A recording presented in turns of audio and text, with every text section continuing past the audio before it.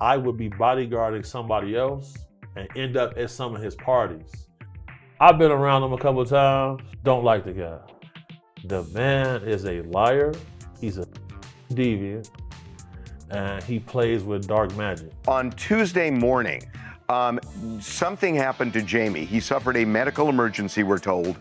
This is all in Atlanta, where he's been working on a film. With Cameron Diaz. Yes. And he was taken to the hospital, and it was bad. Bad enough that family members from outside of Atlanta, there were some in Atlanta, but family members from outside flew in and rushed to the hospital to be by his side. And I've been saying it for years. But like now, it's out no. No, he poisoned Jamie Foxx. And Jamie Foxx reported him to the FBI because of it. I know that's a fact. Everything I said proved to be facts. Everything that I laid out on the table was shown to be facts. What if I told you that one of Hollywood's most celebrated stars almost lost his life, not from a stroke, but from poisoning at the hands of his own friend?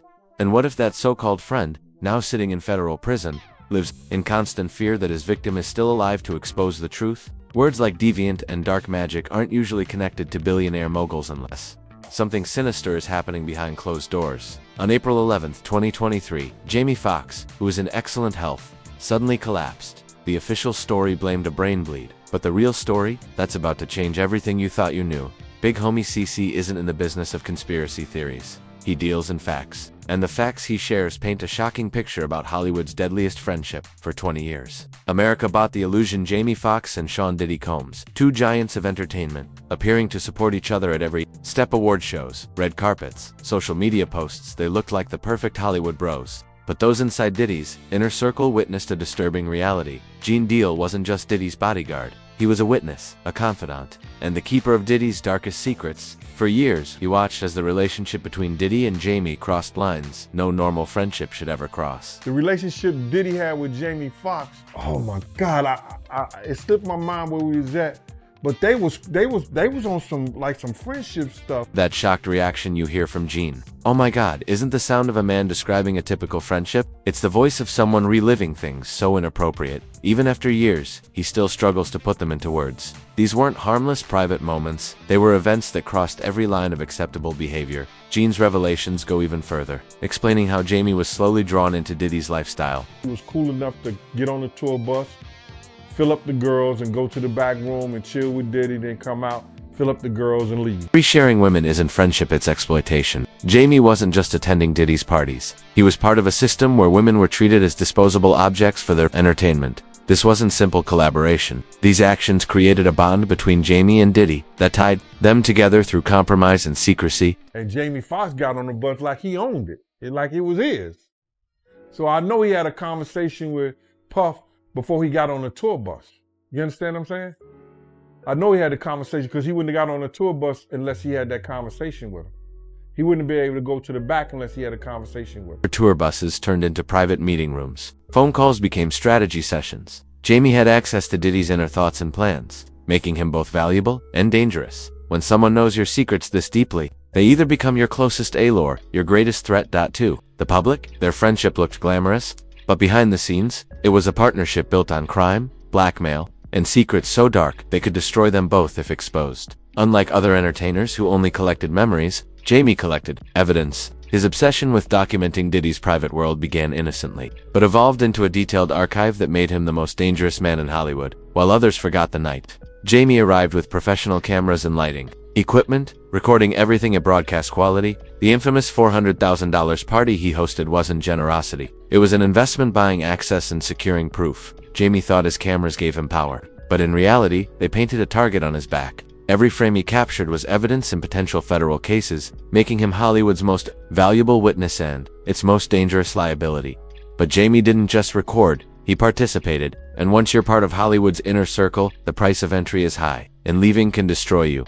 Gene Deal watched as Jamie went from observer to participant, crossing lines that no family-friendly entertainer should ever cross. Gay rumors surrounding Jamie Foxx. What I think about the gay rumors is that's Hollywood, man. You know what I'm saying? That's how they get to the top. I've said it 1,000 times, man.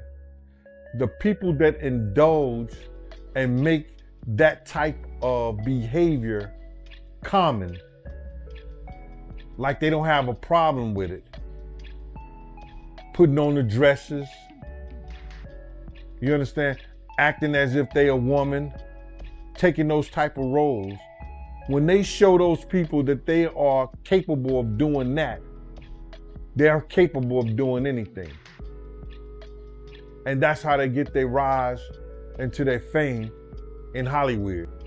This is Hollywood's dirty secret. Talent may open doors, but compliance keeps them open. Jamie's rapid rise wasn't only about comedy or acting, it was also about his willingness to play by Hollywood's corrupt rules. Gene is blunt. Jamie didn't succeed despite Hollywood's corruption. He succeeded because he embraced it. That made him both a beneficiary and a victim. And the evidence of Jamie's participation wasn't just from Gene. Other insiders claimed they saw recordings that could completely destroy Jamie's public image. Jamie done a lot. The basketball games that he hosted. I mean, everybody knew. And there's no point in me hiding it now because his fate has been sealed, whatever it may be. But everybody knew if you went to a party at Jamie's house that at midnight, the witching hour began. And basically he would have a party and everybody would be in there. But at 12 o'clock, the women would start to take off their clothes and you would have to guess if you were with a cisgender woman or a transgender woman. So some of these dudes, they already been making out with these chicks, you know, they already been doing all kinds of stuff. And then the clothes come off and you figure out whether or not you got a chick or a chick with it. That was a standard. Or the night that another male R&B artist that I know, and I've already spoke about this, I'm not gonna put you out there, but you know exactly who you are. You know you was there underneath that piano sucking Jamie's while he was playing Mozart. And he taped it and I saw it. Ball games, wild private parties, and compromising footage. Insiders claim it exists. Jaguar Wright doesn't make casual accusations. If she says she saw the tapes, then the tapes exist. The irony is brutal. Jamie's cameras recorded others' crimes, while other cameras recorded his involvement, creating a web of mutual blackmail. Big homie Cece, unlike Gene, was physically present during Jamie's darker choices. His testimony paints an even more disturbing picture. On this particular day, I say, bro, I don't know what we're gonna see in here, but we get $2,500 apiece to keep these two models right here safe at this event. Don't get out of my eyesight. He said, Gordo, that's my nickname, Gordo. He said, Gordo, I love you, but I gotta go to the bathroom. I say, okay, bro, the bathroom over there, I think. So I'm over here dealing with them. About 30 seconds go, I hear, he got a gun. I'm like, I instantly know, I say, oh God. I look over there, I see he got joined up and it's out and he pointed it at somebody. He said, hey man, everybody get on the ground. So now here I go, I gotta say, y'all stay right there. I come over there. 5 dudes in the bathroom. Everybody passes their ankles. One dude didn't even have no pants on at all. He even had no socks on. He getting extra crazy. I'm like, dude, what you just see? He said, bro, these here all pulling each other. I'm like, what you mean? He said, man, sword fighting in here. Hey, we gotta go. Bathroom encounters with multiple participants. Activities so disturbing that even hardened security guards had to walk away. This wasn't casual partying, this was behavior designed to create permanent compromise. April 11th, 2023 was supposed to be Diddy's perfect crime. The man with the cameras, the evidence, the testimony elapsed, fighting for his life in an Atlanta hospital. But was Jamie's medical emergency truly medical, or was it something far darker? As federal investigations into Diddy heated up, Jamie became the single greatest threat. His footage didn't just show wild parties, it showed federal crimes. Crimes that carry life sentences. You get called to testify if you on camera and some of this footage, and you want to make it a little bit easier for yourself. It's ways in this industry people go about doing things. Just know I tested positive for cyanide 3 times after drinking some bottles in the club. Once you get hit with the cyanide, it turns into pneumonia. I had it 3 times. Big homies. Revelation is chilling. Jamie was poisoned. The method? Sophisticated. A pill disguised as Advil, designed to cause a brain bleed that looked natural. Big homie's own experience with cyanide poisoning at one of Diddy's clubs adds terrifying credibility. The logic was cold but undeniable. If you can't destroy evidence stored in multiple places, you destroy the man who holds the key. Dead witnesses don't testify. Dead cameramen don't bring footage to court. Even Gene Deal, usually careful with his words, admitted the possibility that Jamie's illness wasn't natural. If Jamie Foxx was at a Diddy party, and what we're finding out now, and what they're allegedly saying now, that he had certain kind of alcohol with drugs in it. We had certain kind of allegedly baby oil with drugs in it. And those people touch those certain things, and they have that certain things in them, it can react to their bodies and make them go through those certain type of situations. Brother, if you touch fentanyl, you could die. They got drugs, if you touch it, you could die. So if they say that you get that baby oil or that other stuff in your system, you wake up and you don't know what happened to you, it's possible that that could have some kind of chemical reaction to his body that caused him to have a seizure, that caused him to have some kind of convulsion and stuff like that. And he goes and what was he, unconscious? He was in a coma or something? They didn't know what was going on with him? Bruh, all that's possible. Gene's statement is significant. He rarely speculates without proof. His suggestion that Jamie's condition was triggered by substances from Diddy's parties, combined with Jamie's silence about how it all began, strongly supports the poisoning theory. Jamie's refusal to speak isn't just about medical privacy, it's survival. He knows exactly what happened and exactly who was responsible. But if he says it outright, he signs his own death warrant. First of all, I want to say thank you to everybody that's prayed, man, and sent me messages. I cannot even begin to tell you how far it took me and how it brought me back. I went through something that I thought I would never ever go through. And I know a lot of people were waiting, or wanting to hear updates, but to be honest with you, I just didn't want you to see me like that, man. I want you to see me laughing, having a good time, partying, cracking a joke, doing a movie, television show. I didn't want you to see me with tubes running out of me and trying to figure out if I was gonna make it through. And to be honest with you, my sister Deidre Dixon, my daughter Corinne Marie saved my life. So to them, to God, to a lot of great medical people, I'm able to leave you this video. I cannot tell you how great it feels to have your family kick in such a way. And y'all know they kept it airtight. They didn't let nothing out. They protected me. And that's what I hope that everyone could have in moments like these.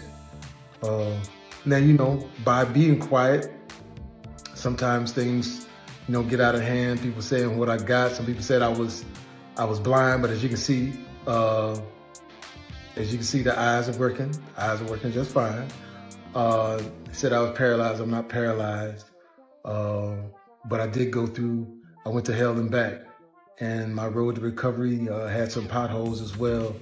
But I'm coming back, and I'm able to work. So I want to thank the people that let me work. Jamie fought for his life. People close to him started disappearing.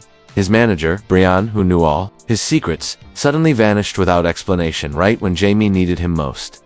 I know Jamie. What's your? Me and Jamie shared a manager, Brian. Shout out Brian. Yeah, somebody please put him on a milk cart. No one's seen him since Jamie went into the hospital. I hope Brian's okay. Hope he didn't have a stroke. Brian's disappearance wasn't random, it was survival. In Diddy's world, staying alive sometimes means cutting ties. Even Jamie's closest allies knew loyalty could cost them everything. When Jamie finally recovered, his first public message wasn't about gratitude or health. It was a coded signal letting insiders know he was alive, aware, and ready to fight back. Foxx was a regular at the freak-off parties, but let me tell you this. You see what happened to Jamie Foxx when he started running his mouth, right?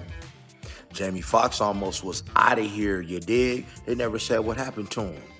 But see, Jamie Foxx was a regular at the freak parties. Jamie Foxx was a regular having the basketball games at his house. Go check the video, he admits to it. He sent gift baskets to his neighbors for disturbing them. But Jamie Foxx is definitely gonna be on that list, man. You dig? See, it comes a point, man, when everybody wanna change their life. But man, when you got them videos out, you have to be careful, fellas. Ladies, stop letting people make videos of you because you just might turn over a new leaf and you might not want that video leaked. You dig? Those are bars. But man, watch out for Jamie Foxx. Aware and ready to fight back. Interview 13 industry insiders caught what casual fans missed. Jamie's hospitalization wasn't random. His survival wasn't guaranteed.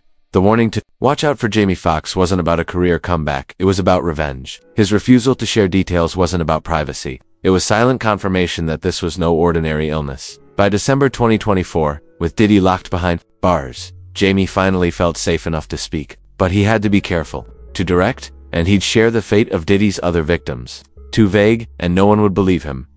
The internet said that Puffy tried to kill me. I left them parties early. I was out by 9. Something don't look right. It's slippery in here, nigga. Well, I hang with P. Diddy, a lot, man. Sean, Puffy Combs. We hang out, man. I mean, we party. I call him Black Gatsby, man. I was in that tunnel, though. It was hot in that tunnel. Am I going to the wrong place in this? Because I looked at the end of the tunnel and I thought I saw the devil, like, come on. Was that Puffy? I'm around, but if it was Puffy, he had like a flaming bottle of Johnson and no, I'm just and he hangs out and he makes it. He says, he'll tell you he's rich. He's rich as he wants to be. He is really 52% tax bracket. He does not mind telling. Jamie confirmed the poisoning, saying Diddy gave him a disguised pill, but he hid the truth inside. Comedy to protect himself legally. His jokes about Diddy being the devil or obsessed with baby oil weren't jokes at all. They were confessions, dressed in humor.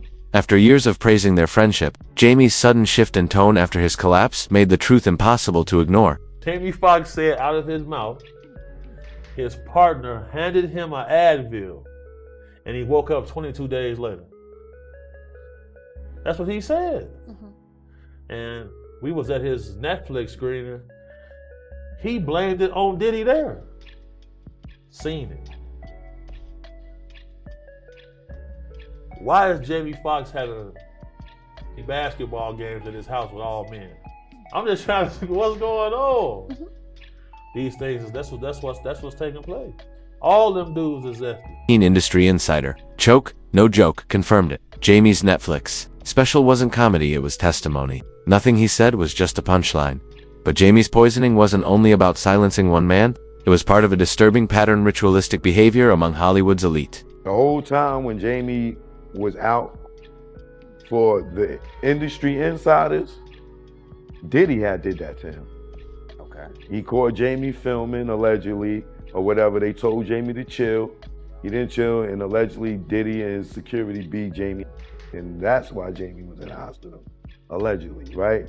But then there's the thing where they saying that they gave him some type of pill or something that knocked him out. But it all was alleged connected back to Diddy, right? Because something happened with Diddy and Jamie. Now, more recently, Jamie has a special coming out on Netflix called What Had Really Happened Was, and I went to the taping of it. It was 3 days taping. I went to the first show, I went to the last show. Okay. Jamie Foxx states in this, spoiler alert, but Jamie Foxx states in the special that Diddy was responsible for what happened to him, and he is the one that called the FBI on him. So it's gotta be a joke though, right? I don't think he was joking. Topless waitresses, cage dancers, lions on leashes. These weren't parties. They were rituals designed to break people down and create blackmail material. To the party, all the waitresses was topless. They had like... You're the second person to say that.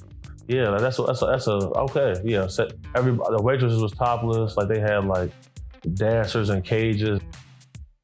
I seen a few people have like lions on leashes and stuff like that. You feel me? And then, you know, once they came out to collect everybody's phones, that's when I said, I'm going to the car, y'all got it. Because I seen the Diddy guy holding hands with two vampire-looking dudes, like they was off Twilight. You feel me? So if you ever at a celebrity party, you see street dudes kicking it, the females, when you see the vampires come in, somebody case getting touched, better be on point, bro. Oh no. Big Homie revealed he had seen gold skulls and ritual artifacts inside celebrity homes. These weren't decorations, they were signs of initiation into a system that demanded complete submission. A lot of things in Hollywood are ritualistic for sure. And if you pay close attention to it, you can see it. When you see somebody holding up this like this, with the two fingers close like this, that's the hand sign of the Baphomet. You know, they do say Luciferianism is real. Satanic worship is real. When things get strange, the truth is usually stranger. So definitely keep that in mind. Yeah. It's something about it's something about children, the sacrifices. Did you know that when a female worker starts to get older, and that's like 23, 24, 25, it's more valuable for them to her and sell their organs than to keep them working? This is going on. Why? Because if your clientele likes purchasing young women, if they don't look at her as young anymore, and there's no more life in her, it's cheaper for them to harvest her organs and sell them. That's going on. A lot of black magic comes with human organs. Chicken sacrifices with the human heart. These things are going on. So the rumors are true, I'm gonna tell you that much. The Hollywood rumors are true. I done been in a celebrity's house working as a bodyguard. I've opened up a closet and he got a goat head like on a stake, candles around it. Why is that in there? What do you got that for? And when I asked them about it, they mad. Why do you have that in there? You know, there are people you can pray to other than God, and at your own risk, because you got to give up something to gain when you playing with that. Corruption wasn't about single acts, it was a culture. In Hollywood, nothing is real. Even love songs were performed by people living lies. Like the dude who you just mentioned, Usher, he spent $20,000 a month on flowers for himself. The guy Diddy is a man. They both, you got gay men making love songs. That ain't strange to you? That's crazy. That's crazy. Big Homie's final words connected it all. Diddy built his empire by destroying others, using their compromises as currency. Jamie's poisoning wasn't just to silence one witness, it was to protect a system built on fear, blackmail, and elimination. Today, Sean Combs sits in federal prison, facing charges that may keep him there for life. But his greatest fear isn't the courtroom. It's Jamie Foxx, the man who lived. Jamie isn't just a witness anymore. He's a survivor with decades of evidence. The cameras that once made him a target now make him untouchable. Everyone knows if anything happens to Jamie, those tapes will be released. Diddy spent decades ruling through fear and secrets. But he made one fatal mistake. He tried to eliminate the wrong man. Now, Jamie holds the power to bring down not just Diddy, but the entire corrupt system that backed him. The real question isn't if Diddy tried to eliminate Jamie Foxx. The real question is, when will Jamie release the evidence that could destroy them all? In Hollywood, survival isn't about talent. It's about who has the best insurance. And today, Jamie Foxx is the most insured man in entertainment history. If you enjoyed this video, hit that subscribe button so you don't miss the next one. Until then fam, keep it real.